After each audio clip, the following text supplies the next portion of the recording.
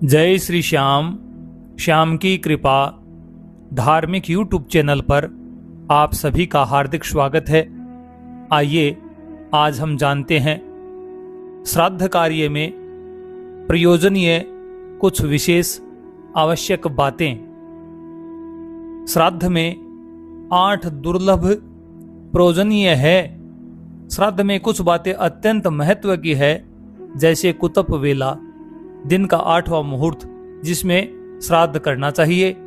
दिन में 11:36 से लेकर 12:24 का समय श्राद्ध के लिए यह काल मुख्य रूप से प्रशस्त माना गया है। इसे ही कुतप वेला कहते हैं। कुत्सित अर्थात पाप को संतप्त करने के कारण इसे कुतप कहा गया है। मध्याह्न काल, खड़ग पात्र, गेंडे के सींग से बना पात्र, नेपाल की कंबल, चांदी, कुश, तिल, गौ और दोहित्र कन्या का पुत्र, ये 8 ही कुतप के समान ही फलदायी होने के कारण कुतप कहलाते हैं। श्राद्ध के लिए ये बड़े ही दुर्लभ प्रयोजनीय है। मध्याह्न खड़ग पात्रम च तथा नेपाल कंबल है, रूप्यम दर्भास्तिला गावो, दोहित्रश्चाष्टम स्मृत है, पापम कुत्सित मिथ्याहुस्तस्य संतापकारिण है, अष्टावेते यतस्तस्मात् कुतपा इति विश्रुतः। यह वाक्य मत्स्य पुराण में हमें प्राप्त होता है। श्राद्ध में कुश तथा कृष्ण तिल की महिमा भी बहुत ही अद्भुत बताई गई है।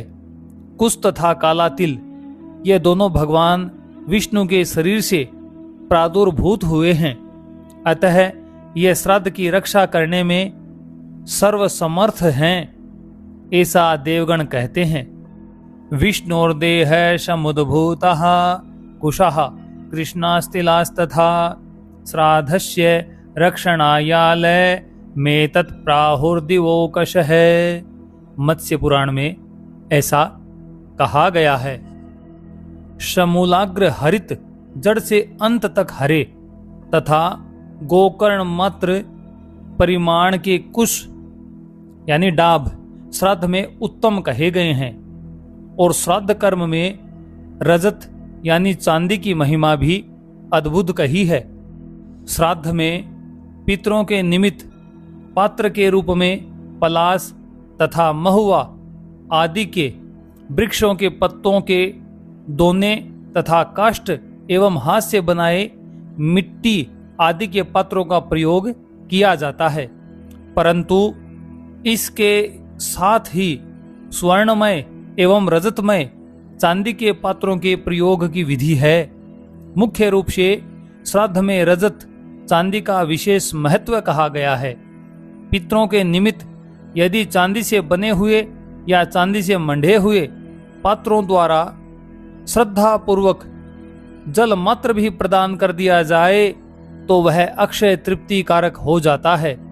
इसी प्रकार पितरों के लिए अर्घ, पिंड और भोजन के पात्र भी चांदी के ही प्रशस्त माने गए हैं, चूंकि चांदी शिव जी के नेत्र से उद्भूत हुई है, इसलिए यह पितरों को परम प्रिय है। यहाँ तक लिखा गया है श्राद्ध कर्म में कि यदि चांदी का पात्र देने की सामर्थ्य न हो तो चांदी के विषय में कथोपकथन, चर्चा, दर्शन अथवा दान से कार्य संपन्न हो सकता है।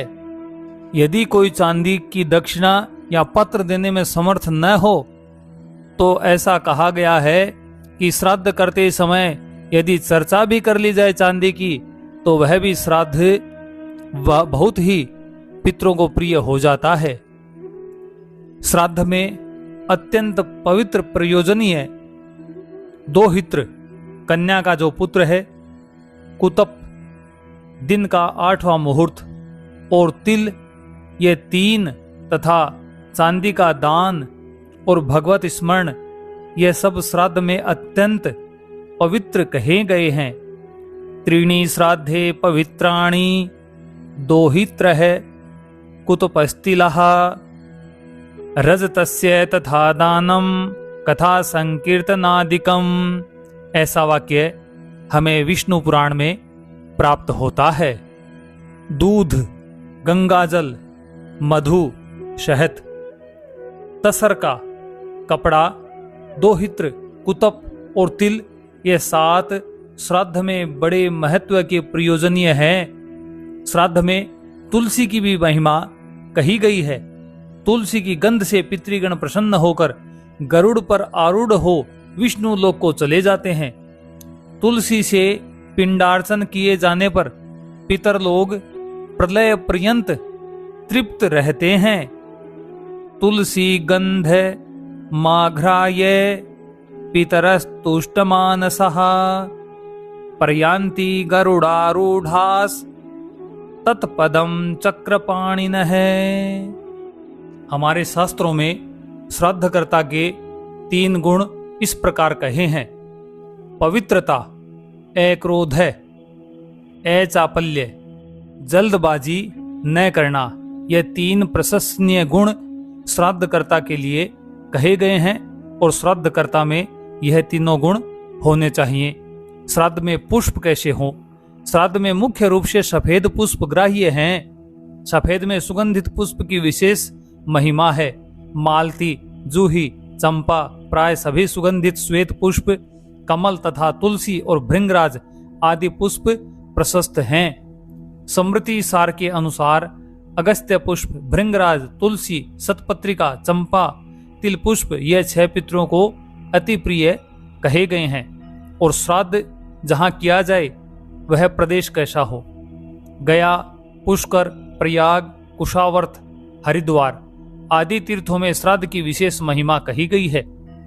सामान्यतः घर में, गौशाला में, देवालय, गंगा, यमुना, नर्मदा आदि पवित्र नदियों के तट पर श्राद्ध करने का अत्यधिक महत्व है।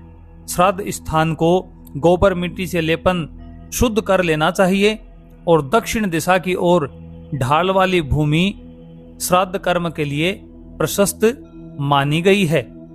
श्राद्ध में प्रशस्त अन्न, कौन सा अन्न जो श्राद्ध को श्रेष्ठ बनाता है? ब्रह्मा जी ने पशुओं की सृष्टि करते समय सबसे पहले गौओं को रचा है। अतः श्राद्ध में उन्हीं का दूध, दही और घी काम में लेना चाहिए। जो धान, तिल, गेहूं, मूंग, शावा, सरसों का तेल, तिन्नी का चावल, कंगनी आदि से पितरों को तृप्त करना चाहिए। आम, अमड़ा, बेल, अनार, बिजोरा, पुराना आंवला, खीर, नारियल, फालसा, नारंगी, खजूर, अंगूर, नीलकेथ, परवल, चिरौंजी, बेर, जंगली बेर, इंद्रजो और बथुआ, इन सब को यत्न पूर्वक लेना चाहिए।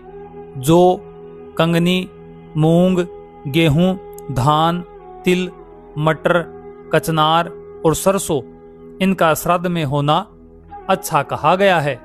श्राद्ध में प्रशस्त ब्राह्मण जिसको भोजन कराने से पितृश्वर तृप्त होते हैं। श्राद्ध में जिस किसी को भी भोजन कराने की विधि नहीं है, शील, शौच एवं प्रज्ञा से युक्त सदाचारी तथा संध्या वंदन एवं गायत्री मंत्र का जप करने वाले श्रोत्रिय ब्राह्मण को श्राद्ध में निमंत्रण देना चाहिए।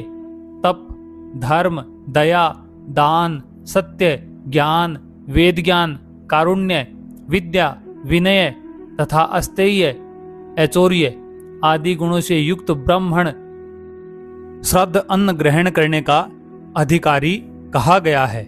श्राद्ध का भोजन करते समय ब्राह्मण को मौन होकर ही भोजन करना चाहिए। मांगने या प्रतिषेध करने का भी संकेत हाथ से ही करना चाहिए। भोजन करते समय ब्राह्मण से अन्न कैसा है यह नहीं पूछना चाहिए तथा भोजनकर्ता को भी श्राद्ध अन्न की प्रशंसा या निंदा नहीं करनी चाहिए। श्राद्ध में पात्र कैसे हो? सोने, चांदी, कांसे और तांबे के पात्र पूर्व उत्तम है। इनके अभाव में पलास आदि अन्य वृक्ष के पातल से काम लेना चाहिए। पर केले के पत्ते में श्राद्ध भोजन सर्वथा निषिद्ध है। साथ ही श्राद्ध में पितरों के भोजन के लिए मिट्टी के पत्र का भी निषेध कहा गया है। श्राद्ध ग्रहिता ब्राह्मण के पाद प्रक्षालन करने की विधि।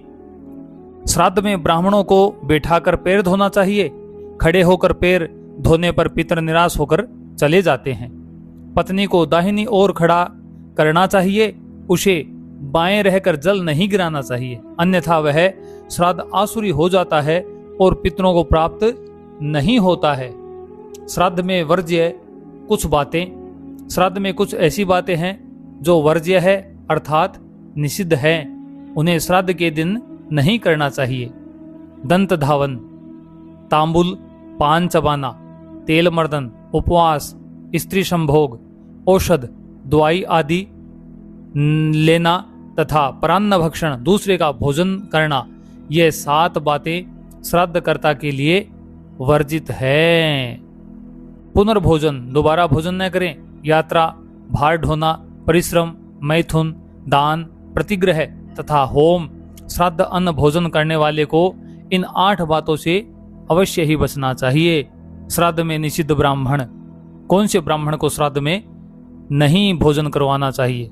श्राद्ध में चोर, पतित, नास्तिक, मूर्ख, धूर्त, मांस विक्रयी, व्यापारी, नौकर, कुनखी, काले दांत वाले, गुरुद्वेषी, शूद्राधिपति, भृतकाध्यापक, भृतकाध्यापित, शुल्क लेकर पढ़ाने वाला, जुआरी, अंधा, कुश्ती सिखाने वाला, नपुंसक आदि अधम ब्राह्मणों को श्राद्ध का भोजन नहीं करवाना चाहिए।